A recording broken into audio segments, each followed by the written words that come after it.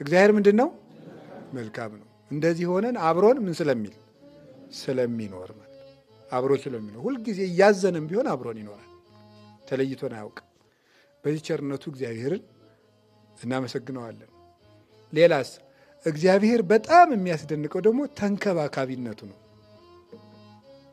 እና የሚያስብልን ነገር ይገርማል። እግዚአብሔር አሁን እኛ የሚመስለን እንዲሁ ተውትማ ስንጸልይ የሚያስበን እግዚአብሔር ነው የሚመስለን፣ ወይም የሆነ ነገር ስናደርግ እግዚአብሔር በጣም የሚገርመው እናት ለልጇ ከምትጨነቀው በላይ ያስብልናል። አሁን ያስብልናል ማለት እውቀቱን አይደለም የምነግራችሁ።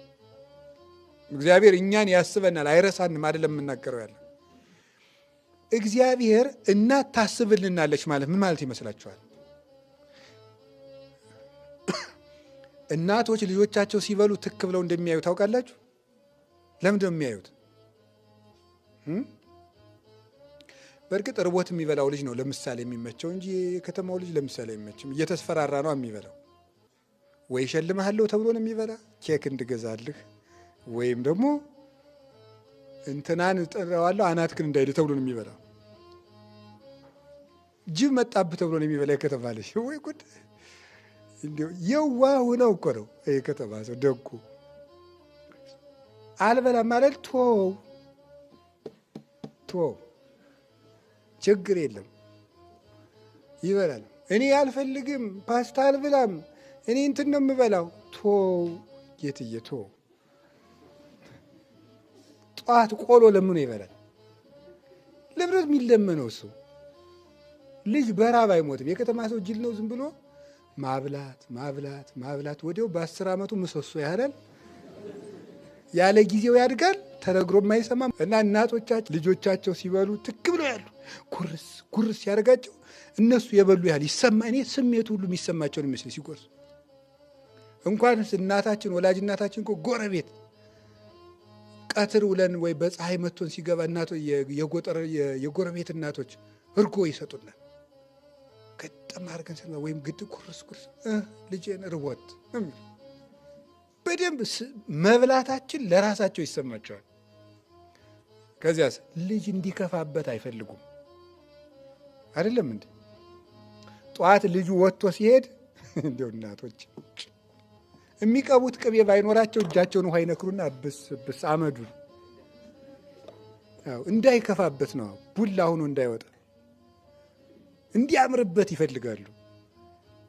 እግዚአብሔር እኮ እንደዚያ ነው ማለት ምሳሌ ነው እንጂ አይመጥነው። አሁን እግዚአብሔር አብርሃም ሲበላ ለማየት አልወረደም።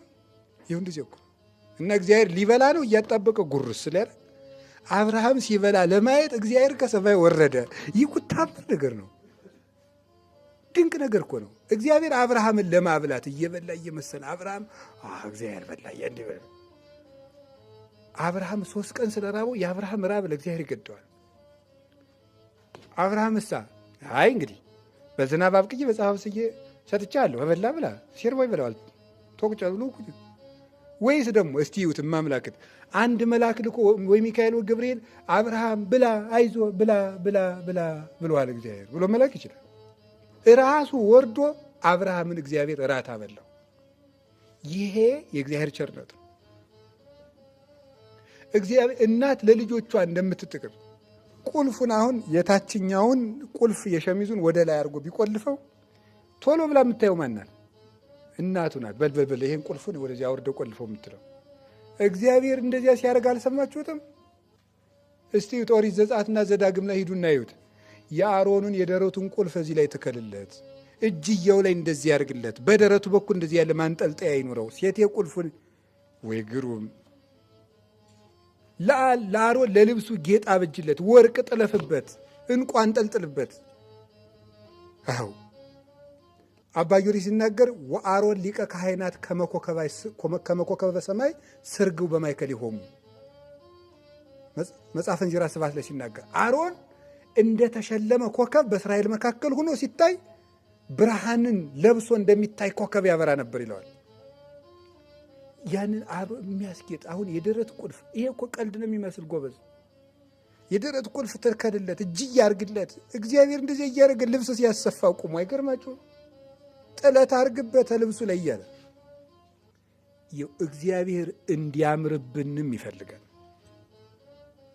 እንዲያምርብንም ይፈልግ። ይሄን አትልበሱ ይሄን አትሉ የሚለው እግዚአብሔር ዝም ብሎ መብት አፋኝ ስለሆነ አይደለም፣ ሳይሆን የሚያምርብንን የሚያውቅ እግዚአብሔር።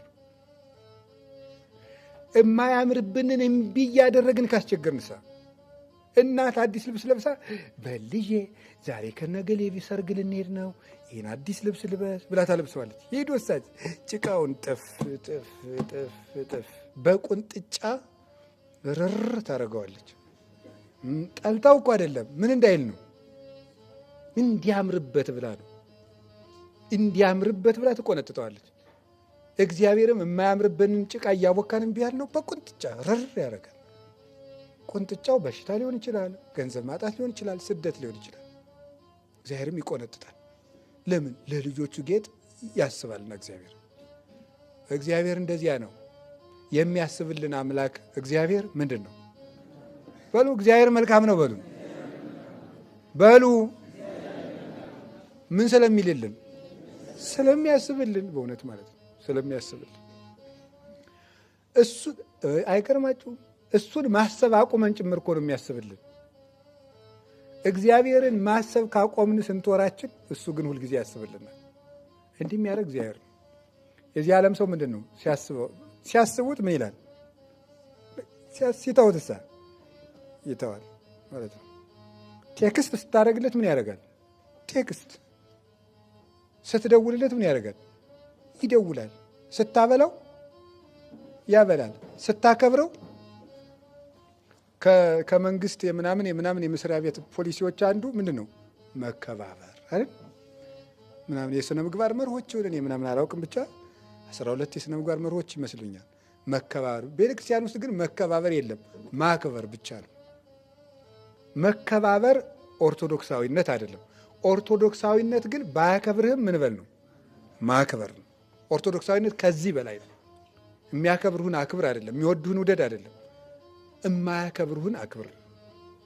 እና እግዚአብሔር ሳናከብረው አክብሮናል፣ ሳናስበው አስቦናል፣ ስንሸሸው ተከትሎናል፣ ስንጠፋ ፈልጎናል፣ ስንጠላው ወዶናል። ስለዚህ እግዚአብሔር መልካም ነው በሉ እንጂ እግዚአብሔር መልካም ነው። ሄር እግዚአብሔር ደለይት የገስዎ እግዚአብሔር ምንድን ነው? ሌላው እግዚአብሔር የሚያስደንቀው ምሕረቱ ነው። ምሕረቱ እግዚአብሔር መልካም ነው።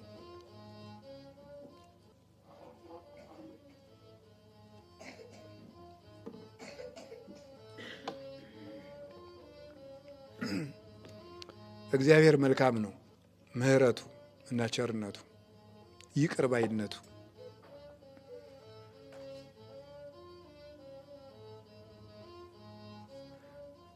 ይቅር ባይነቱ እጅግ የሚያስገርም ነው። ምሕረቱ የሚገርመው ምንድን ነው? ሰዎችን በንጽህና ፈጥሯል። ከዚያስ እንዳይበድሉ ሕግ ሰርቷል። መጨረሻስ በንጽህና ፈጥሮ አደፍን። ከዛ መልሶሳ ደግሞ መጀመሪያ አይነት የሰጠኋችሁን ፍጥረት ለምን አቆሻችሁ አይደለም የሚለው ሰው ይበድላል ብሎ እንዳሁን እንደገና ደግሞ ሕግ ሰራ። እንደገናስ መምህር ሾመ፣ አስተማረ። ይሄ ምሕረቱ ነው። ይህን ሁሉ አድርጎ ደግሞ ስንበድልሳ ይህን ሁሉ አድርጎ ሲያበቃ ደግሞ እንደገና ደግሞ ምሕረት ለመስጠት የሚመጣ ማን ነው? እግዚአብሔር ነው። የእስራኤልን ነገር ትሰሙታላችሁ። እኔ ኢሳይያስና እስራኤል ላይ ያሉ ሁለት ሀሳቦች ይገርሙኛል። አንደኛው እስራኤል እግዚአብሔር ፈርዖንን አጥፍቶ ከግብፅ አውጥቷቸው መና ከደመና ውሃ ከጭንጫ አፍልቆ እየመገባቸው ባህር ከፍሎ አሻግሯቸው ሙሴ ተራራ ቢሄድ ምን አድርገው ነው የቆዩት? ጣዖት አቁመው ቆዩት። በኋላ እግዚአብሔር ለሙሴ የተናገረው ምንድን ነው? ሙሴ አቤት እስራኤልን ላጠፋቸው ነው። ኧረ ተው እንጂ ማነው እንደዚያ የሚለው? ሙሴ በረሃ ወስዶ የሚያበላቸው ሲያጣ ጊዜ ፈጃቸው ይበሉ ብለን እግዚአብሔር ስለ ክብሩ ጠፍቶት ሙሴ ሊመክረው ነው። እንደዚህማ አይደረግም አለው። እንደገና እነሱ ከምታጠፋ እኔን አጥፋኝ አለው። አይሆንም ላጠፋ ነው አለው። እንግዲያማ እኔን አጥፋኝ አለው። በል እንደዚያማ ከሆነ ውረድና ምከራቸው። እንዲህ ይገርማል። እግዚአብሔር ይሄ እንደሚገለግል እኔ ድሮዋን እንደው ተውት በሉ። ይኸው እስራኤልን ለመማር ብሎ ምን ይላል? ዶ ላጠፋቸው ነው የተወኝ። እነማን ይዞት ነው እንዳያጠፋቸው? ሙሴን አማክሮ ነው የሚያጠፋ እግዚአብሔር። ሙሴ እግዚአብሔርን እጁን ሊይዘው ነው። ይኸው ምሕረት ለመስጠት የሚለምን አምላክ። ይሄ ማለት ምን ማለት ነው? እባክህን አምጣና አስታርቀኝ እንደማለት እኮ። አምጣና አስታርቀኝ። አሁን እኛ ገሌን ድን ታረቀኝ አስታርቁኝ ማለት ውርደት ነው የሚሆን። እኔ እንዴት አድርጌ ነው እሱን ምለው? የበደለ እሱ በቤት ቤት ክብሩ ነጋ። እንዲሁ ወገኞች እኮ ነን ማምላክ። እግዚአብሔር ወርዶ ለምኖ እየታረቀ እኛ አልታረቅም ልቀቀኝ። እንዲሁ እኛንማ እንዲሁ ምን ይሻለናል? እንዲሁ ኩራታችን እንዲሁ እኮ እንዲሁ የድፍድፍ ኩራቱ አሉ ውሃ እስኪገባው ነው። ታውቃላችሁ? ድፍድፍ ጎብ ብሎ ይቀመጣል ጋኑ ብሎ ምን እስከሚጨመርበት ነው? ውሃ ነው። እንዲሁ የድፍድፍ ኩራት የምንኮረው እኮ እኔ አልታረቅም እንዴት ብሎ። እኔ እኮ አንተ ታውቃለህ አባቴ ቀኛዝማች ገሌ፣ እናቴ ወይዘሮ እመቤት ምናምን፣ በአባቴ የቄሰር ባጎቴ የሰጥ ይታዘር፣ አንተ ግን ሌባ ነህ። ይነሱ ሊሆኑ ይችላል። እኔ እኮ እንደዚህ ታውቃለህ ህቤቴ እኮ ያልበላ የለ ብለህ እንዲሁ ምን ጥብከ ዘይነ ሳይከም ካልክ ከሌላ ያላገኘው ምን አለ? ሁሉን ተቀብሎ ነው ሰው የሚኮራ። አልቦዛ ያስተአብይ የሚያኮራ ምንም የለም። እንዲሁ የሰው ኩራቱ አመድ ትቢያ የሆነ ሰው ኩራቱ ይገርማል። ኧረ ተው እንታረቅን። እውነት የለም የኩራት የትም አያደርስም። እንዲሁ ጋቢ የለበስን እኮ እንዲሁ አፈሮች እኮ አታውቁም? እንዲሁ እነ ውሃ እነ እሳት እነ ነፋስ እኮ ነው ተዚህ ተቆልለው እንዲህ የሚሉ ሌላ እኮ አይደለም ሰው። እና እግዚአብሔር ለምኖ ታረቀ። ኢሳይያስ ላይ መጣና ደግሞ ይላል ኑ እንዋቀስ ይቤ እግዚአብሔር። ኑ እንዋቀስ ይላል የሰራዊት ጌታ እግዚአብሔር። አሁን ፍጡር ከፈጣሪው ጋር ኑ እንዋቀስ ይላል ይላል አይልም? እውነትህን ነው። ይሄ ሕፃን ልጅ አይልም አለ። እውነቱን ወንድ ነው ሴት? ሴት ናት። ስንት ዓመትሽ ነው? 5 ጎበዝ ያሳድግሽ። ማን ነው ስምሽ? ማህደር። እግዚአብሔር አድሮብሻል በእውነቱ አይልም አለች። እውነቱን እኮ ነው እንዴ! ይህ እኮ የማይመጥን ነገር ነው። ሰምታችኋል? አሁን አንድ ገበያ ላይ ሄደ ዶሮ ሰርቀ የሮጥክ ቤት ብትገባ ፖሊሱ ለአቶ ገሌ እንደምን አሉ መስሪያ ቤታችን ኑ እንዋቀስ ብሎታል ብሎ ይጽፋል። ጆሮህን አንጠልጥሎ ነው እንጂ ዞ የሚሄድ እንዲሆን የእውነቴን እኮ ነው የምነግራቸው።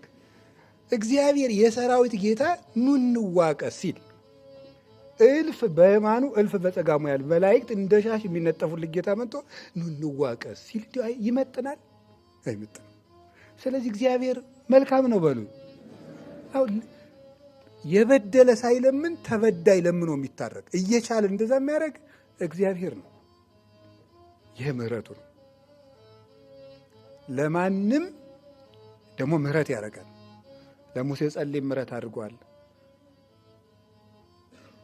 ለማርያም ግብፃዊት ምሕረት አድርጓል። 3 ጊዜ ለቃደው ለጴጥሮስ ምሕረት አድርጓል። ለሁሉም ምሕረት አድርጓል። ያ እግዚአብሔር ያልማረው ሰው የለም። አሮንን ምሮታል፣ ሙሴን ምሮታል፣ ዳዊትን ምሮታል፣ በበደሉበት ሁሉ ሰሎሞንን ምሮታል። እግዚአብሔር ያልማረው ሰው የለም።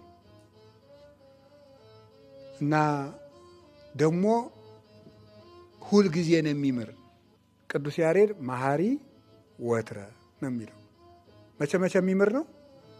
ሁል ጊዜ ነው የሚምረው። እግዚአብሔር ሁል ጊዜ ይምራል። ሰው አሁንማ እኮ ይሄ ሰውዬ ወደ 7 ጊዜ አሁንም ከቻልኩት ነው የሚል። እግዚአብሔር ግን ሁል ጊዜ ይምራል። ሁል ጊዜ ስለሚምር ደግሞ ወመኑ መሐሪ ዘከማከ እንዳንተ ያለ ቸር ማን ነው? የለም ያለው ለዚህ እንደ እግዚአብሔር ያለ ቸር ፈጽሞ አይገኝም።